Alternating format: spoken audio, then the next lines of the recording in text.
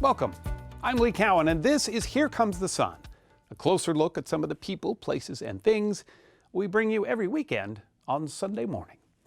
On this special edition, we feature interviews and exclusive excerpts from our sit-downs with three superstar actors. And we begin with Margot Robbie.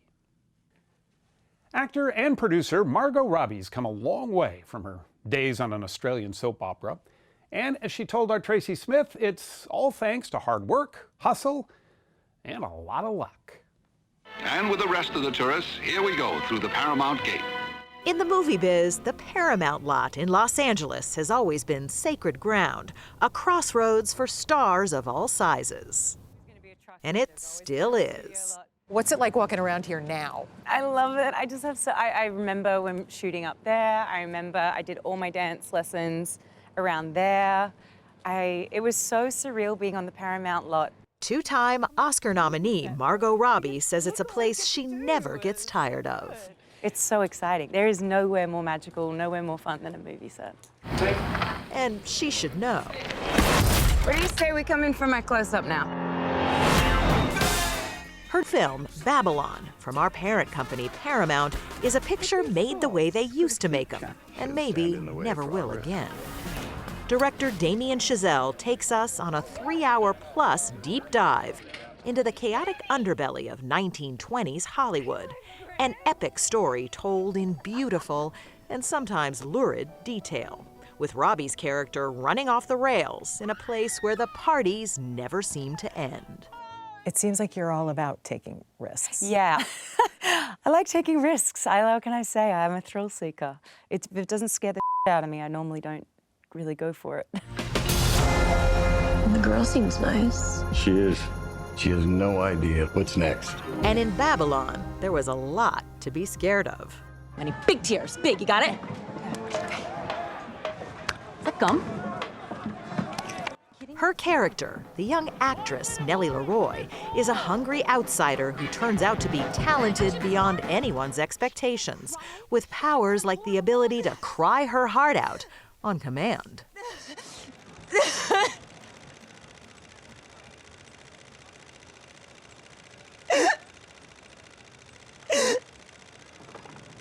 Cut. Hiya, I'm Nellie Leroy. So we going again? Okay, so let's talk about this crying IQ thing. You can really do that. Yes. I did 300 and something episodes on a soap, so I had a fair share of practice crying on cue. How? I don't know, mate. I think it's like a muscle. I could say to a director, do you want it on my left eye or right eye? Stop. And tell me the word you want it to drop. And what is going through your head? Like, where does it come from? I don't know, just... Honestly, it sounds so stupid and derivative, but I just think of something sad. Margot, top row! But in her life, she says, there's really not much to be sad about. Margot Robbie was raised by a single mom in Queensland, Australia. Through sheer persistence, she hit pay dirt at age 17 with a role on the popular Aussie soap, Neighbours. Cue the tears. No, he promised me we would be home for our special night. She was a perfect fit for the show. Almost. I had a very strong Australian accent. It was too Australian for Neighbours? Too Australian for Neighbours. They had a dialect coach come in to make me sound less Australian for the most Australian TV show ever. Can you do it? What's a too Australian accent? It was very like, oh, how's it going? Like, just not nice on the ear. And they tried to round it out. They're like, you're so nasal. We need to just round that out. So ask yourselves, why would Pan Am, the best airline in the world, promote someone so young? But her American accent was good enough to land her a series here, Pan Am, in 2011. It only lasted one season, so she started sending out audition tapes, including a Hail Mary pass to a casting agent for a new Martin Scorsese film, The Wolf of Wall Street. No part of me considered that my tape would ever be seen by Martin Scorsese. And she was as surprised as anyone when she got a bite. But when they first told you, oh yeah, Marty wants to see you, your reaction was? I was so confused. I didn't know who Marty was, to be honest. I was like, they said Marty. They're like, Marty wants to see you. And I was like, who is Marty? They're like, Martin Scorsese. And I was like, how does he know who I am? They're like, he watched your tape. And I was like, Martin Scorsese watched my audition tape? And they're like, yeah, and he wants you to come in and read with Leo. And I was like, Leo as in Leonardo DiCaprio. I was like, oh my God, I'm on nickname basis already with everyone. Yeah, it was wild. We're gonna be friends. Yeah. You want to be my friend?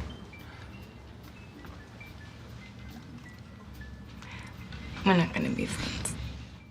Her performance opened a lot of eyes and a lot of doors. Since then, she's played everything from the Queen of England Young. Clever. Confident. to a real doll in film Barbie.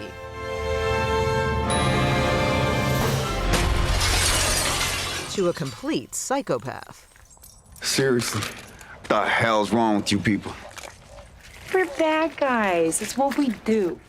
And she went from breaking glass windows to glass ceilings. In 2014, she started her own production company to make female-focused films like this one.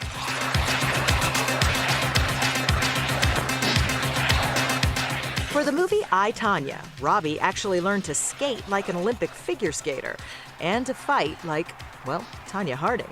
I outskated him today. We also judge on presentation. Her turn as Tonya got her the first of 2 Oscar nods, but also put her on the map as a producer, drawing comparisons to Katharine Hepburn, who used her own business sense to help bring the Philadelphia story to the screen. I'm such an unholy mess of a girl. What do you think of that comparison?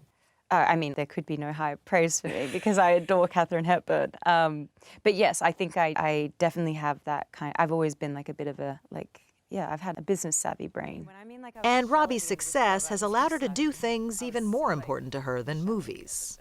When you got your first paycheck, you had kept a written record of all the money that you'd borrowed from your mom? God, you do your research. Yeah. Yeah, I have that piece of paper still. I kept it. Yeah, everything I owed my mom, I had it written down. She'd take money out of like the house mortgage, lend me money. So I always knew, I was like, oh, I gotta pay that back. And then one day when I made enough money, I just paid that whole mortgage off completely. I was like, Mom, don't even worry about that mortgage anymore. It doesn't even exist anymore. You paid off her house? Yeah.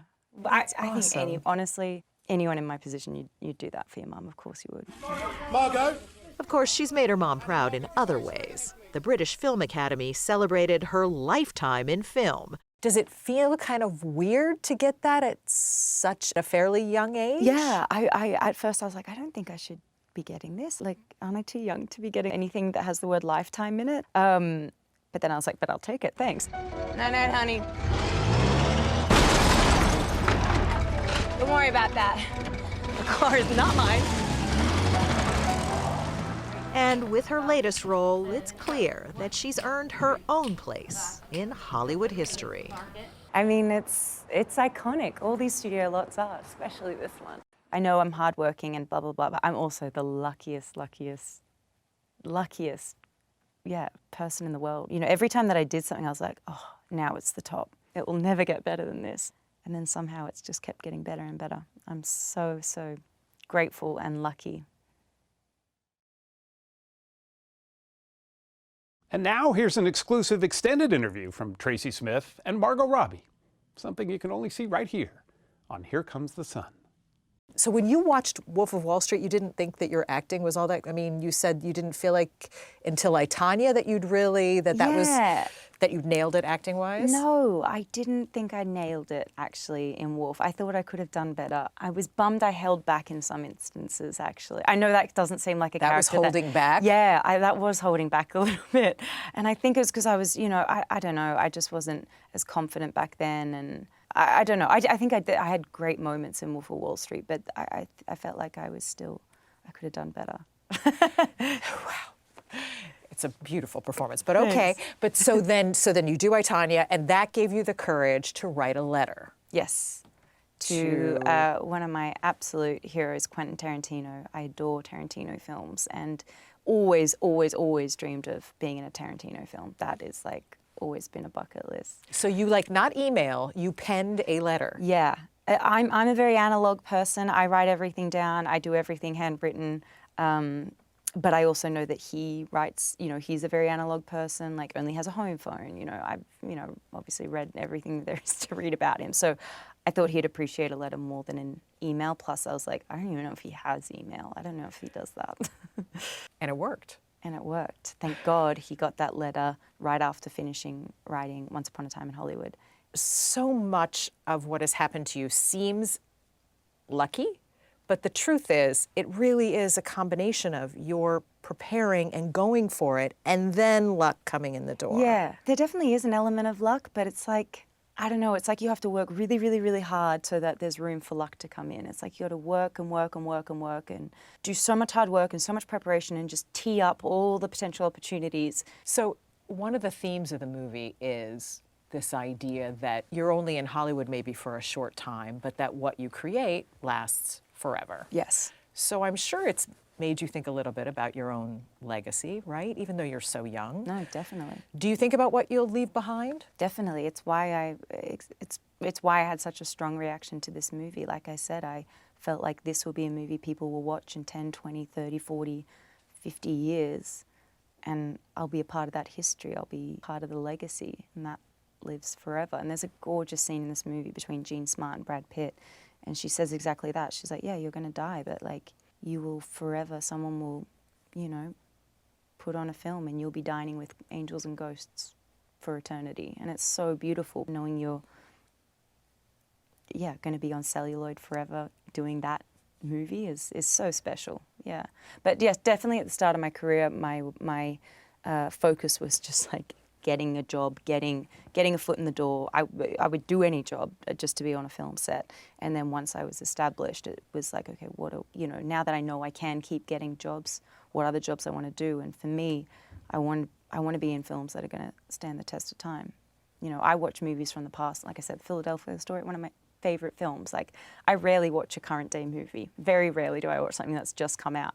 I'm always watching something from the 30s, the 70s, whenever, but you know, I want to be in movies that have that lasting effect. A little piece of you lives forever. A little piece of you lives forever, exactly. Actor Brendan Fraser made waves with his film The Whale, where he played an obese, housebound man named Charlie. And as he told me, it is the most challenging role yet. We didn't expect Brendan Fraser to build us a fire, especially since he had a pretty nasty cold. But what we really didn't expect was for him to start quoting Herman Melville. I know not all that may be coming, but come what will, I will go to it laughing. Herman Melville, 1851. The Whale. That quote about accepting his future has meant a lot to him lately, ever since whispers of a Best Actor Oscar began sneaking through Hollywood for Fraser's latest movie. That's like a tomorrow thing. I'm staying in today. Before we show you his performance, just take a look at the reaction it's getting. A 6-minute standing ovation, first at the Venice Film Festival, and then a 5-minute one at the London Film Festival. That was wholly unexpected. It seemed very emotional for you, too. I got choked up. And chances are, you may get choked up, too. Do you ever get the feeling that people are incapable of not caring?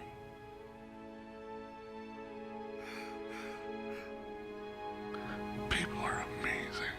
That's The Whale, from director Darren Aronofsky. It's the story of Charlie, a man living with obesity who's trying to right a few wrongs in his life.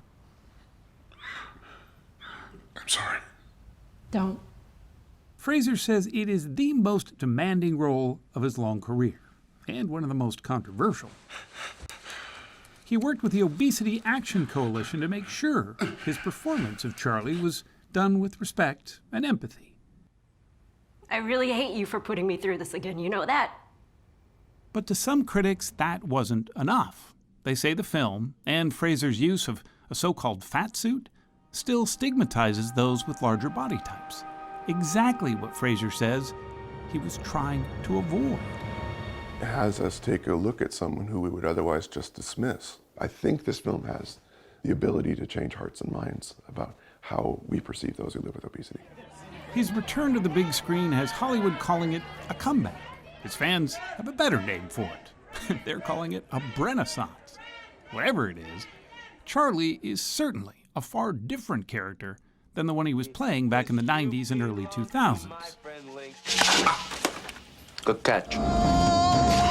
He could just as easily go from George of the Jungle Rubber tree, always good for clothesline. I am not your monster. to holding his own with the likes of Oscar nominee Ian McKellen in the drama Gods and Monsters. When you look back at yourself in the 90s, what do you think these days? What do I think? I think that guy's really lucky. I think he's got awesome hair. We are in serious trouble. That hair, his good looks, and his swashbuckling demeanor made The Mummy a blockbuster. Oh, I hate mummies. Critics even started comparing him to Harrison Ford. Here we go again. And like Ford, Fraser reprised the role several times over. Which is both a blessing and a curse, I guess. Or maybe there's no curse, I don't know. The Curse of the Mummy. Curse of the Mummy. Oh. My God. But his celebrity was quickly becoming a sandstorm, pelting him with self-doubt, he says, day after day. I felt at that time that it wasn't enough. I wasn't big enough. I wasn't cut enough, or any of those adjectives. And the person that I saw and was trying to create wasn't an ideal in my mind. And how you contend with that. Just how he contended with it was to back off, to reevaluate his priorities and let the Hollywood merry-go-round spin off on its own for a while. I needed the music to stop, you know. We can put actors on pedestals and then knock them off so quickly and so easily. It's almost like that's the game. So I just got rid of the pedestal. I just wanted to be myself. I'm gonna put this over there and then miss like that. Yeah. So he picked up a hobby, archery. He says there's something about releasing an arrow into the wind that's become, for him anyway, both calming and cathartic. Whistling arrowhead. It's so cool. That smile, though, quickly went away when our conversation turned to one of the most painful chapters in his life. It was causing me emotional distress. It was causing me personal distress. In 2003, he says the former president of the Hollywood Foreign Press Association, Philip Burke, groped him during a luncheon at the Beverly Hills Hotel. Burke has consistently denied the allegations, saying he only pinched him as a joke. But to Fraser, the intent didn't matter. But it sounded like it really derailed everything, right? Well, yes, because there's a system in place that is about power. And I had played by the rules up until that point. And I felt like, okay, now suddenly I've been violated and it has gone too far and I will no longer abide this. He waited 15 years before he finally went public in a 2018 GQ article. Had it not been for the Me Too movement, he says, he might not have come forward at all. I spoke up because I saw so many of my friends and colleagues who at that time were bravely emerging to speak their truth to power, and I had something to say too. The whale has something to say as well, he thinks. You don't have to be angry at the whole world. You can just be angry at me. Okay.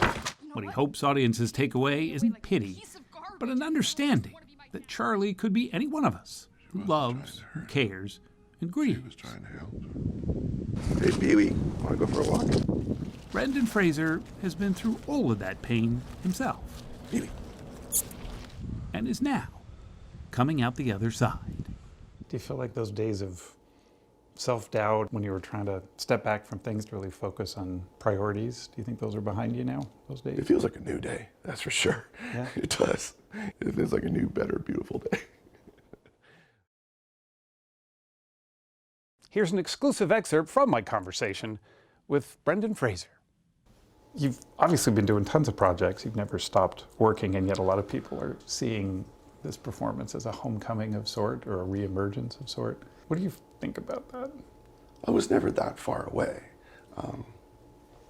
I think that I am always glad to have a job when I get one, and it's always the most important one that I'll focus on, and that's just my work ethic, I guess. Your careers go up and down, no matter what your profession, and I've always been lucky enough to keep busy with a project, either in working in voiceover or a limited series with a director who I greatly admire to learn something new. But with The Whale, I knew that it would give me an opportunity to perform again for the big screen, and I wanted to give everything I had to do it. And that, it looks like you did. Seems like you did. I didn't have anything left when we were done. Yeah? Yeah. Have you ever had that feeling before? No. Being that empty? No. Really? And that's just because Darren's standards are pretty high, and he likes to shoot many takes. And climax of the reconciliation of his journey is when he apologizes to his daughter. And we shot Sadie's side one morning, and then we needed to break it up and move ahead to something else, and then turn around later and come on my side. And it was at the end of the run of the show, and I was all pedal and no gas. I mean, I was tapped out. And I did give the performance that I knew I had because we rehearsed it. It was what was correct to pay it off. Yeah. And I didn't have it there. And Darren said, how you doing? He could tell that I wasn't clearly, I told you, he sees everything. Like, I wasn't delivering the goods. And so he said, take 5.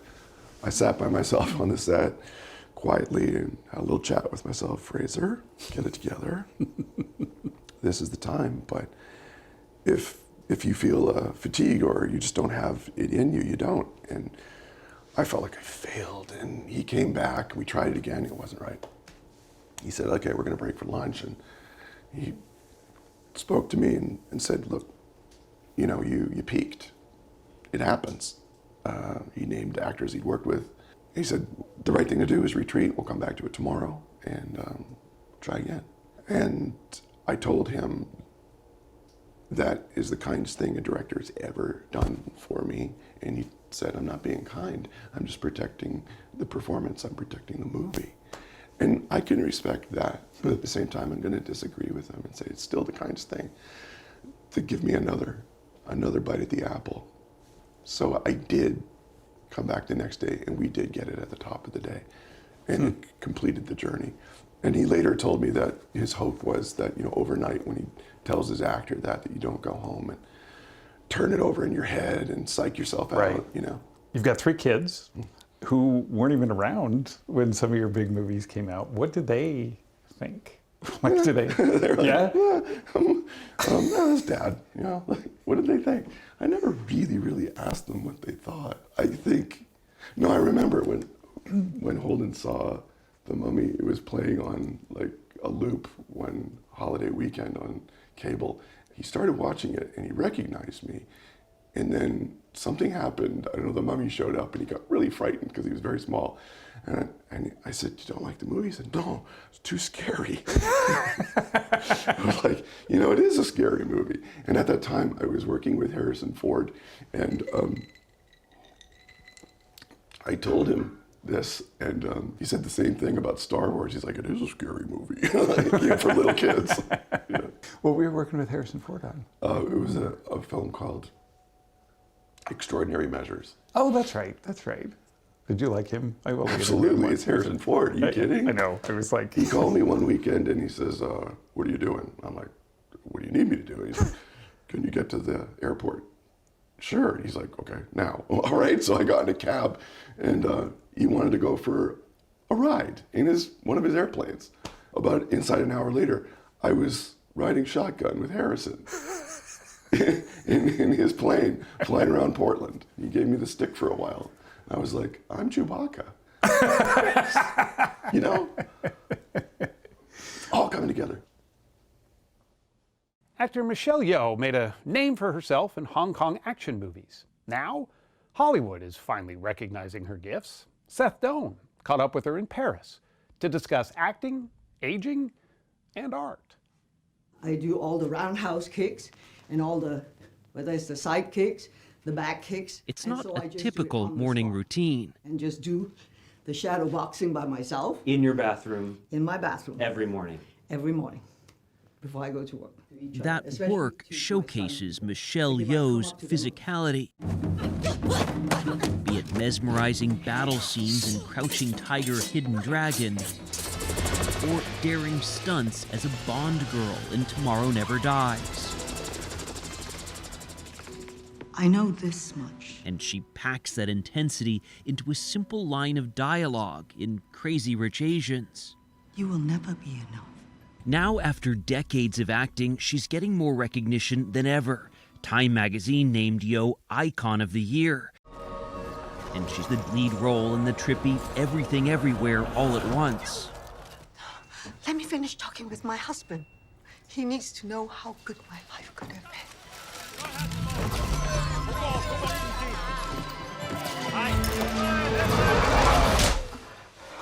Is it true that the part was originally written as a male lead? That it was Yeah, gonna be it was written for Jackie Chan. Yes, because he texted me and he said, "Hey, congratulations on your film. Do you know your directors came to look for me first?" I said, "Yes, bro, I You know." did know.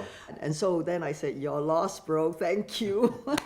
It's quite an odyssey for a ballet dancer from Malaysia who saw parallels in her training. Moving, you know, like in dance, you go 1, 2, 3, 1, 2, 3. In martial arts, like 1, 2, 3, 4.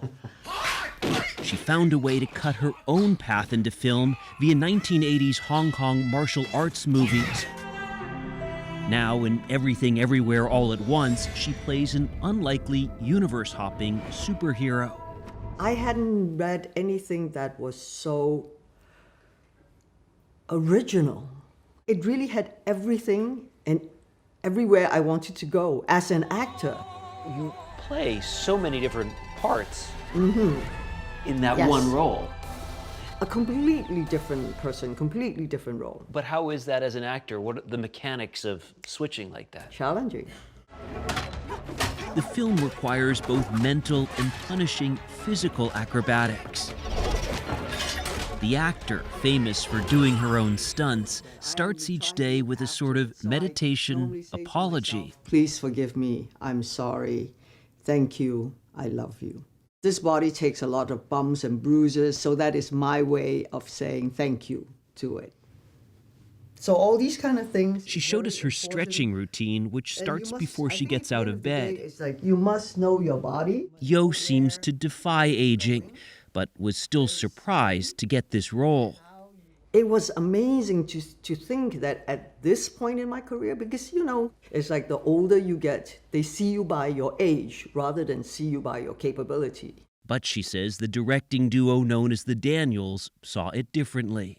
They thought, you know, she can do this. If anybody can in our industry, who can fight, who can be funny, who can, you know, be dramatic and sincere and all those kind of things, we believe Michelle will be able to do it. And to receive that, you don't know how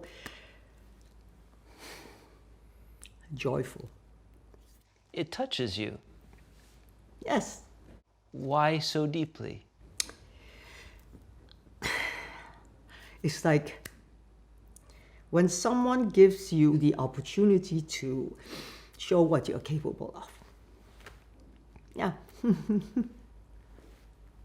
You thought that that wouldn't happen at this point in your career? Yes. You've had a rich career. Oh, I had a spectacular career. But you know, you don't want it to just slow down or end because you have gotten to a certain age. And you know, you start getting scripts where the guy, your hero, is still in his 50s, 60s, you know, some even more. And then they get to go on the adventure with your daughter. And then you go like, no, come on, guys. Give me a chance, because I feel that I am still able to do all that. Yeah. Yeoh also pushed back against being cast as the damsel in distress early in her career. Look at me. Look at me. Oh, God. I kind of wince sometimes when I'm watching you do these things. Me too. I go like, oh, what was I thinking? There were close calls, injuries, and in 1988, after marrying movie producer Dixon Poon, a brief retirement. I wanted to be a mother, I wanted to be a good wife, and find something else that I could embark on. But then I think the biggest issue was because I couldn't have kids. And I knew that this was a family who needed kids. And it was a choice. A choice to leave the marriage. How hard was that? Well, it's devastating, you know, but it is life. Now I have godchildren. I have beautiful godchildren. They're like my extended family. Friends, kids. Family is important to you. Oh, the most important. Yeoh introduced us to one of those friends in Paris at his 3 Michelin star restaurant, Guy Savoy. There's French style and Italian style. And this one is Italian style. I like the Italian style. I like the Italian style. You prefer Italian style? Absolutely. Me too. Guy Savoy became a friend through Yeoh's partner of 18 years, Jean Todt, a prominent French motorsport executive and former Ferrari CEO. You both have big careers. It must be hard to No, I think intersect. you find time, and it becomes more precious, right? So when you are together, it's fabulous. Together, they champion road safety programs for the United Nations. She's wonderful. I'm sorry we don't get to meet you. Todd, who was traveling, video called several times while we were shooting. What I love is he is what you see is what you get. And he's very straightforward, he's very honest. He's one of the most loyal person I have ever met. You see, I'm a road saver. Yeoh had just flown to Paris from LA, but we never saw the star fuss over lighting or makeup. She calls her schedule insane, but good. You go where the work takes you. And I think that has always been my wish as well. It's like I want to have a kind of job that takes me and let me visit new places, meet new people. And I guess I got my wish because, you know. You know me, I always mix up he, she. In Chinese, just one word, ta. Another wish is to carry others with her, which made this latest role so appealing. Anyways, my English is fine. What I found so beautiful was it was giving a voice to a very ordinary woman, aging immigrant woman, who's never really had a voice before. You know, it's hard looking like this because I have a lot of Asians who come up to me and say, thank you for doing this because now I see it's possible for us to be there. So it is very important because what we're giving to all the Asian faces is that we're not invisible. She's hardly invisible today. Yes, that's both a responsibility and something to relish. It's so fun. You know, now when I go on the streets and the younger kids, you know, they're shy, but they'll walk up and say, we think you're cool. Can we do a picture with you? And I'm like, yes. Again, an extended talk between Seth Doane and Michelle Yeoh, something you'll only see right here on Here Comes the Sun. Can we do a quick getting to know you rapid fire questions? Sure. Favorite city? Oh, you get me into trouble. Oh, God. Not saying. Okay. Second rapid fire, not rapid fire question. Biggest weakness? Biggest weakness? Red wine. Ooh, my next question was going to be favorite drink. Are they the same? Yeah, they're the same. All right, then champagne, rosé champagne. Biggest regret? That's a very good one because I never think of that. I don't try to regret anything. I just move on. But if one thing I would say, I wish I learned Mandarin when I was a kid. I know how to write it. You have a bunch of home is in a number of places right now. I used to live in Hong Kong because that's where I started my career. And then because of Jean, we sort of lived between Geneva, that's our main residence for him. And we have a place, because he's French, in Paris. And then my family in Malaysia, where I live as well. But I haven't really lived there because I don't work from there. But I'm a Malaysian. You grew up in a mining town in Malaysia. Yes, Ipoh, Malaysia. When you think back to growing up in Malaysia, what are the memories? Oh, I loved it. I think I was a little bit of a playboy. Did I say Playboy? You said a bit about Playboy. I don't know. Maybe this is a new chapter. No, tomboy. Maybe I was a bit of a playboy. It's just now coming out. I don't know. Like, wow, we're breaking some new ground. I really wanted to be James Bond, okay? When I was a kid, I wanted to be Tarzan. So now you got it. So... you were a tomboy. Yeah, totally. Because my dad was a very outgoing nature person. He loved fishing, so we would go to the sea almost every other weekends. We would live like with a generator. We'd be in the middle of an ocean on those kelongs, where it's just a platform launched into the seabed where the fish will come into the nets and things, and then we would go out on a boat and fish. So we lived a very nature sense of growing up. And in Ipoh, where I am, we have like the mountainsides, the hillsides around us. So I would go hiking in the morning, and then we have Cameron Highlands, which is not far away, and then we have the sea. So I was a nature child. I was a complete outdoor person. I used to climb trees. I think the only thing that gave me a sense where I was like the girl was because I loved ballet. So going to ballet class, putting on that little tutu. That was my saving grace. Saving grace from your mother's perspective, at least. Yes. But my mother was very outgoing as well, because, you know, she played badminton until she was in her 70s, you know. So we come from a family that, so we play table tennis, we swim, we dive, we do all the crazy things. As you've gone on and been in bigger and bigger budget movies, there have been more stunt doubles who have taken some of what you would have done before. Yes. Is it difficult? At first it was, because you feel like such a fake. I think that was the most difficult thing. It's like, I remember I used to say, but I can do it, you know? You know that, right? He said, I know you can do it, but you don't need to do it. And you go like, you know, but what if the audience says she didn't do it though? You know, I think that was the biggest dilemma I always have. And then I meet up with Jackie and Jet Li, and they're like, hey, we paid our dues, okay? It's okay to say, let someone else do it, you know? So now I'm like, okay, you can do it. How was it to be a Bond girl? Fabulous. Really, really, truly. I mean, it's such an amazing legacy to be part of. I mean, it's about 60 years. We celebrated 60 years of Bond. It's so loved. It's so nurtured and cared for by Barbara Broccoli and Michael Wilson, because, you know, Cubby Broccoli was the one who started it all. And so in his spirit, in his vision, the two of them have expanded and broadened it. And now, you know, you can see the how it evolved. Bond has evolved over the years. And I think that's the only way you can survive, you know, in this world. James Cameron. Yes. You're working with him now. I am working with James Cameron. Yeah.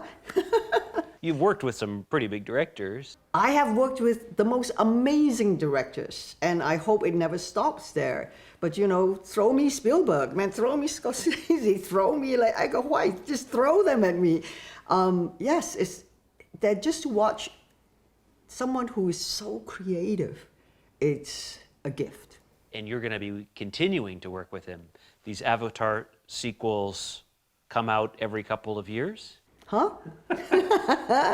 Just know that I'm working with him, okay? But it has been reported that you're going to be in each of these films, each of these Avatar. I will be in there. And they continue. There are several of them. Yes, there's 2, 3, 4, and 5, I think. Yeah. But I don't know which one. But this is a major ongoing commitment. Yes. I think that's the thing, is like, if you find something you love, it's nice that it's ongoing, because it creates such a sense of stability, and especially when you are with a family that has been there, and for good reasons, it's a real gift to be part of that. I'm Lee Cowan. Thanks for joining us. We'll see you right here next time on Here Comes the Sun.